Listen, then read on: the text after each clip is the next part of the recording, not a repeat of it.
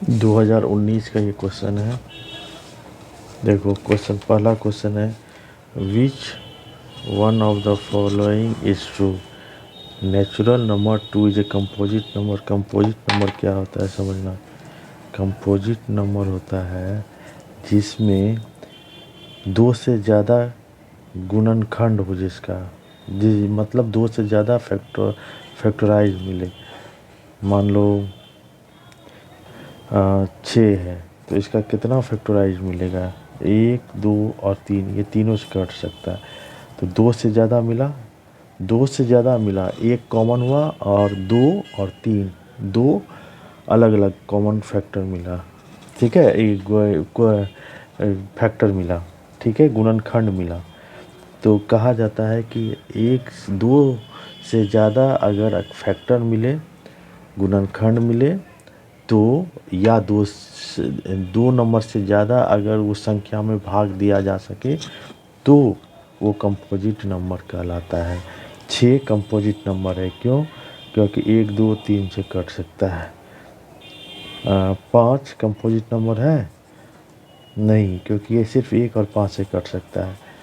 ठीक है, अब सब यहाँ दिया है कि natural number 2 is a composite number, 2 नहीं है क्योंकि ये सिर्फ 1 और 2 से कट सकता है। 2 से ज़्यादा संख्या होगा, 2 से ज़्यादा होगा तो कट सकता है। 4 हाँ कंपोजिट नंबर है, हाँ क्यों? क्योंकि 1 2 और 4, ठीक है, इस तीनों से कट सकता है। 1 2 4।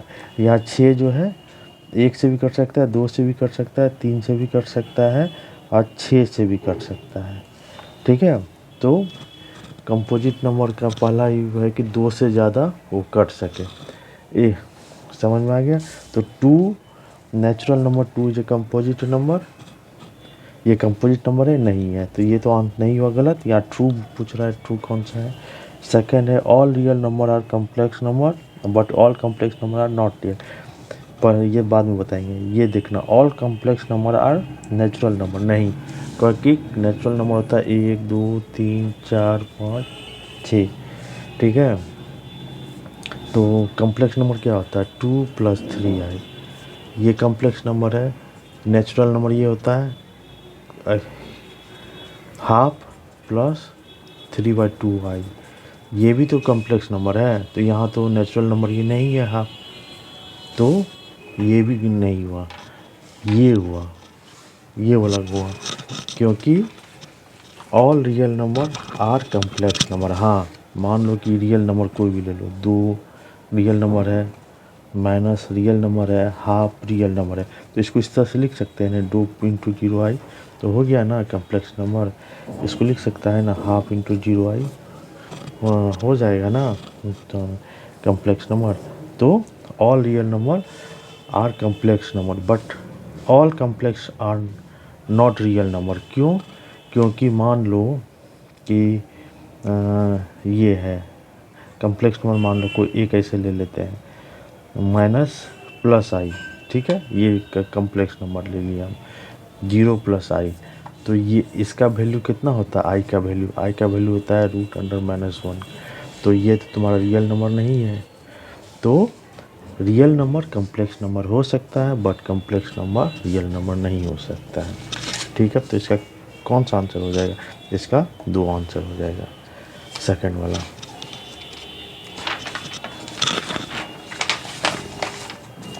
ठीक है, अब भी ये क्वेश्चन है तुम्हारा, क्वेश्चन ठीक से देखो। ये 3n + 1 n - 3/n +3 है, तो ये क्वेश्चन में कौन सा ऑप्शन होगा? तो यहाँ देखो, ये है 3n + 1 n - 3/n +3, इसको मल्टीप्लाई करो, 3n² - 9n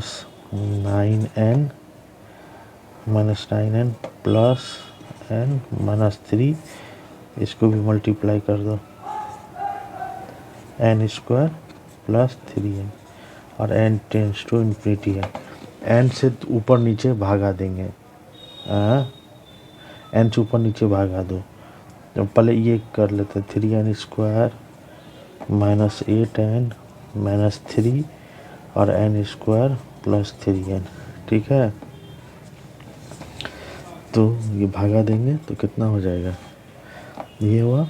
तो अब कितना n से डिवाइड करो दोनों तरफ, ऊपर नीचे 3/n -8 -3 n से डिवाइडेड तो 1/n +3। ठीक है, फिर से देखो ये होगा n square plus 3n 3n -9n +n -3, ये हो गया -8n 3n -8n -3, यानी n divide by n divided by n। ठीक है, ऊपर नीचे से n से डिवाइड किया तो ये कितना हुआ 3/n, ये कट गया, यहाँ हो गया 3/n और यहाँ हो गया 1/n। अब यहाँ क्या बचेगा, यहाँ पर n से डिवाइड, ये n इन्फिनिटी है तो ये इसको जीरो कर देगा, इन्फिनिटी को पार्ट को, ये जीरो होगा, ये भी पार्ट को जीरो कर देगा, ये क्या होगा, ये जीरो हो गया, ये +3, तो ये कितना हो गया -8/3। ठीक है, 8/3। फिर से देख ले n से ऊपर नीचे दोनों टाइप डिवाइड किया तो बाय n होगा तो n कट गया तो 3/n 8/n, ये 8 बचा, ये 3/n और यहाँ बचा 1/n +3 से ये हुआ, n से डिवाइड किया तो ये बचा। अब इसमें से n को इन्फिनिटी है, इसका लिमिट इन्फिनिटी रखोगे तो ये जीरो कर देगा, ये जीरो ये जीरो, तो क्या बचा -8/3।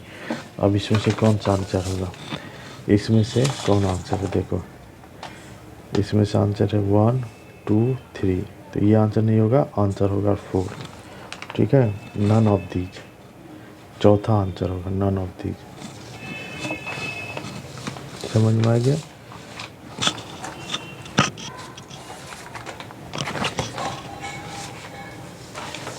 अब एक क्वेश्चन है, इसका हमको पूछ रहा है the argument of the complex number z = 1 - i है।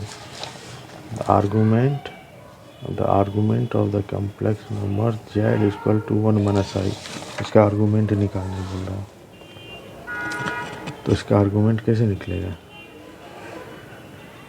z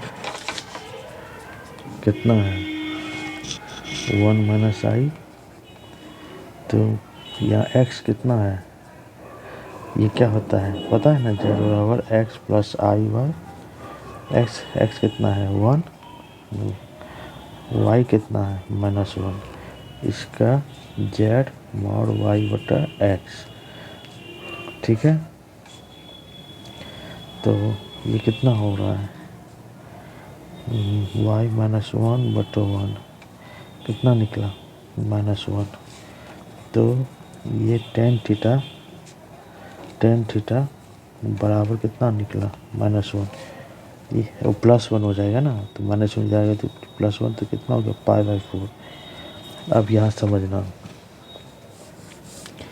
जब x पॉजिटिव होता है, यहाँ x किस में है, जब x यहाँ पॉजिटिव होगा, x positive y positive, x negative y positive, s negative y negative, और इसमें क्या होगा, इसमें तुम्हारा हो जाएगा x पॉजिटिव y निगेटिव।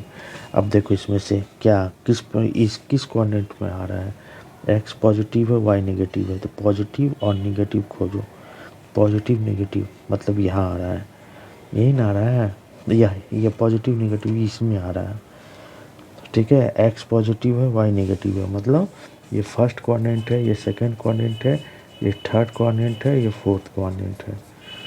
ठीक है, तो अब हमको बोल रहा है कि इसको हमको जो भी वैल्यू निकलेगा ये 4 कोऑर्डिनेट में निकलेगा। तो फर्स्ट कोऑर्डिनेट का होता है अल्फ़ा, दूसरे का होता है पाई माइनस अल्फ़ा, अगर पाई अल्फ़ा मतलब थीटा, यहाँ हो गया पाई प्लस थीटा, यहाँ पाई माइनस थीटा, और यहाँ पर हो जाएगा ये भी थीटा, ये हो गया थीटा, tan थीटा बराबर 1, तो यहाँ पर थीटा कितना निकला, थीटा निकला पाई बाई 4, ठीक है, थीटा निकला पाई बाई 4। अब इसमें से ये होता है 2 पाई माइनस थीटा।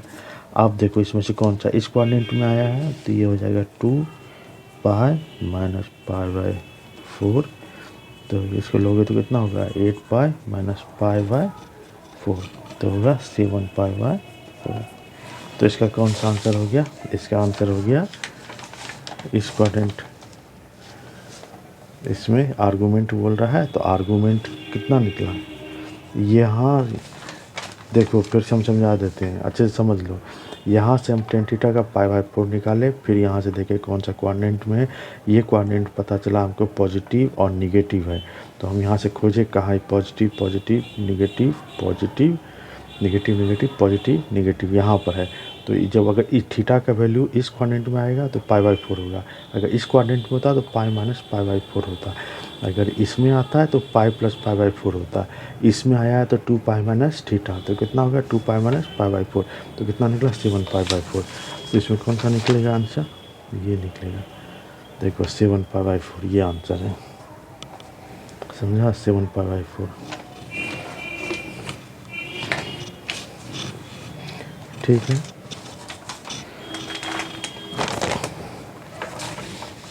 चौथा क्या, देखो चौथा क्या है, NC1 प्लस NC2 कितना का वैल्यू होता है, ठीक है। तो ये फार्मूला ही होता है, इसको n ले लोगे, n+1 1 रुक जाता है, और जो मैक्सिमम होता है वही उतार देते हैं। अगर ऐसे नहीं समझोगे तो एग्ज़ाम हॉल में एक काम करना, जैसे मान लेना यहाँ 3 ले लिए, C1 प्लस 3C2, तो कितना हो जाएगा फैक्टोरियल 3 1, मान लेना n1 है तो 3 2 और प्लस 3 और 2 1, तो ये कितना हो गया, ये हो जाएगा 3 और ये कितना हो जाएगा 3, कितना हुआ 6। और यहाँ से तुम यहाँ से ऑप्शन में से मिला लेना, ऑप्शन में से अगर मिलाओगे तो कितना होगा 4C2।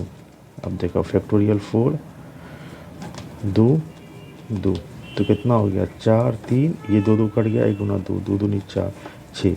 तो आप वहाँ इस तरह से भी कर सकते हो, अपने से निकाल लेना, इस सब में पुट करके देख लेना, या डायरेक्टली ये फार्मूला दिमाग में रखोगे तो ये होगा। तो इसका आंसर क्या हो गया, इसका आंसर हो गया सी।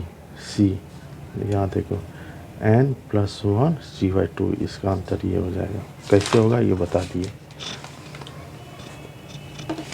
ठीक है। अब देखो एक क्वेश्चन है, ये बोल रहा है मिडिल टर्म निकालने, the coefficient of the middle term in the expansion of 2x² plus 1/3x पर पावर 6 है, ठीक है, 6 है, तो 6 इज क्या, ठीक है। तो अब इसको हम दिखाते हैं कैसे निकलेगा। तो ये तो पता है ना तुमको कि ये क्या है, ये है इवन नंबर। जब इवन नंबर होता था तो इवन नंबर का मिडिल टर्म कैसे निकालते थे, n/2 + 1, ठीक है, ये होता था मिडिल टर्म। जैसे यहाँ किए हैं, हियर यहाँ क्या है, यहाँ देखो समझना, यहाँ a 2x है, ये वाला n 6 है, ठीक है। मिडिल टर्म निकला n/2 + 1, जैसे यहाँ निकाले तो 6/2 + 1, तो 4 टर्म T4 निकाला, हमको T4 का वैल्यू निकालना है। तो T4 का वैल्यू कितना निकला, T4 का निकला, फार्मूला क्या होता था, T4 TR का फार्मूला होता था ना, NCR-1 n-r-1 xr-1, ये फार्मूला जान ही रहे हो। अब T4 को में बैठाना है, या R के जगह 4 रख देना है। T4 रखोगे तो n6CR-1 कितना हो गया 3, 2x, फिर कितना हो जाएगा r-1 कितना हुआ 3, तो 6 - 3, फिर ये इस तरह से फार्मूला हम जस्ट रख दोगे, तो 6 6 2x³ 1/3x आया, 6 से 3 2 पर पावर q, x पर पावर q लिख सकते हैं हम, 1 3 पर पावर q, 1 पर 3 पर पावर q इंटू x पर पावर q, कोई दिक्कत। अब इसमें से ये निकाल, इसको तोड़ दिए। NCR का जो फार्मूला होता है फैक्टोरियल 6 फैक्टोरियल 3 फैक्टोरियल 3 इंटू यहाँ 2 पर पावर क्यू 8 पर पावर 3 पर पावर क्यू 27। जब इसको सॉल्व करें तो 160/27 आया। ठीक है, अब इसमें देखना ध्यान से, इसमें से देखोगे तो 160/27 किसी में नहीं है, तो ये भी आंसर हो जाएगा नन ऑफ दीज। ये भी आंसर क्या हो जाएगा, नन ऑफ दीज। ठीक है, और सॉरी ये यहाँ है, सॉरी ये यहाँ वाला है, नन ऑफ दीज, ये वाला आंसर है। ठीक है, ये वाला आंसर है। और इस ये ऊपर वाला में ये वाला आंसर है। कोई दिक्कत इसमें, और ये इसमें हुआ। अब ये वैल्यू पूछ रहा है, इसका वैल्यू निकालिए, इसमें से कौन सा होगा। तो ये बनाने का सिंपल सा है, 1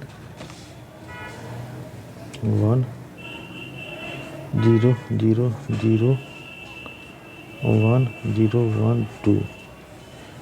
ठीक है, अब इसमें देखो 110 ट्रिपल 11 ट्रिपल 0 1 0 1 ट्रिपल 0 ट्रिपल 0 1 0 1। अब यहाँ से निकालो 1 1 2 3 4 5 6 7 2 पर पावर 7, फिर 1 गुना 1 2 3 4 5 6 2 पर पावर 6। अब जीरो को तो लेने का कोई फ़ायदा नहीं है, मल्टीप्लाई जीरो से करोगे तो चलोगे तो यहाँ से लेते 1 1 2, फिर जीरो को लेने से कोई फ़ायदा नहीं है, फिर यहाँ से लिए 2 पर पावर 0, तो कितना हो गया 2 पर 32, कितना हो गया 2 पर पावर 64 दूनी 2 पर पावर 7 कितना होता है 128। ये कितना हो गया, ये कितना हो गया 128, 2 पर 5 32 दूनी 64, 1 2 3 4 5 6, हाँ ठीक है 64 हो गया, 2 को पावर 5 32, हाँ ठीक है। और ये कितना हो गया 4, और ये हो गया 1, तो ये कितना हो गया 128 64 4 68 प्लस 1 69। इसको जोड़ोगे 128 और 69 8 9 17 6 2 8 1 9 और 2 9 7 128 8 9 17 6 2 8 1 9 और ये 197। इसको जब जोड़ोगे तो ये कितना होगा, ये हो जाएगा जब सॉल्व करोगे तो ये होगा 197। ठीक है, यहाँ देखो यहाँ 197 है, 197 है, कहीं नहीं है, तो इसका भी आंसर हो जाएगा नन ऑफ दीज। इस 2019 में ज़्यादातर का आंसर नन ऑफ दीज ही है। इसका भी आंसर नन ऑफ दीज ही आया था जो लिमिट वाला सॉल्व बनाए थे। ठीक है, ये तुम्हारा थर्ड आया था 2 पाई माइनस पाई बाई 4 का। ठीक है, अब देखो यहाँ पर एक क्वेश्चन है, in the word binary, by means कितना होता है, बाइनरी में 2 ही होता है 0 और 1, तो इसका क्या आंसर हो जाएगा 2। ठीक है, अभी ऑक्टल नंबर सिस्टम यहाँ है ना, क्वेश्चन है octal number system uses symbols क्या। तो ऑक्टल नंबर जो यूज करता है ना, वो यूज करता है, ऑक्टल नंबर यूज कितने को करता है, यहाँ पर octal number system use symbols दिया है, तो यूज सिंबल्स किसका यूज कितने, यहाँ पर है octal number system uses symbols, यहाँ पर छूटा हुआ है नंबर ऑफ सिंबल्स होना चाहिए, यूजेज नंबर ऑफ सिंबल्स। तो number of symbols 8 digit use करता है, तो 8 यूज करता है, क्योंकि ऑक्टल में 0 1 2 3 4 5 6 7 तक ये आता है, कारण कि 1 1 1 यही 3 तक जाता है ना। तो ये करोगे, और ये शुरू किससे होता है 0 0 से, तो जब करोगे तो कितना कहाँ तक ये जाएगा जीरो जीरो से ये कहाँ तक जाएगा, 7, 0 से 7 तक जाता है। तो इसका आंसर क्या हो जाएगा, इसका आंसर हो जाएगा, इसका आंसर क्या हो जाएगा, इसका आंसर हो जाएगा 8।